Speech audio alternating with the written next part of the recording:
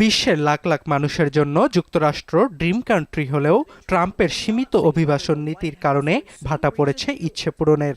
গেল সপ্তাহে এপালে হাওয়া লাগায় গ্রিন কার্ড বা যুক্তরাষ্ট্রে স্থায়ী বসবাস নিয়ে ইউএস সিটিজেনশিপ অ্যান্ড ইমিগ্রেশন সার্ভিসের এক বিজ্ঞপ্তি। এতে জানানো হয় যুক্তরাষ্ট্রে বসে আর গ্রিন কার্ডের আবেদন করতে পারবেন না অস্থায়ী ভিসাধারীরা।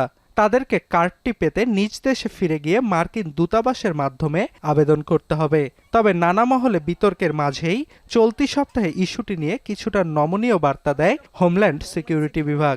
জানায় এটি কোনো ঢালাও পরিবর্তন নয়। সিদ্ধান্তটি কার্যকর হবে কিনা তা নির্ভর করবে সংশ্লিষ্ট ইমিগ্রেশন কর্মকর্তার ওপর।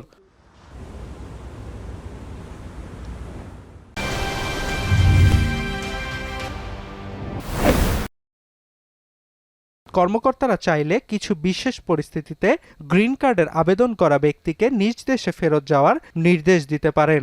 মূলত যাদের ভিসার মেয়াদ ফুরিয়ে গেছে বা যারা যুক্তরাষ্ট্র থেকে সরকারি সুযোগ সুবিধা বেশি গ্রহণ করছেন তারাই এর আওতায় পড়বে। এছাড়াও এই বিশেষ ক্ষমতা আগে থেকেই ইমিগ্রেশন অফিসারদের ছিল বলেও নিশ্চিত করেছে হোমল্যান্ড বিভাগ।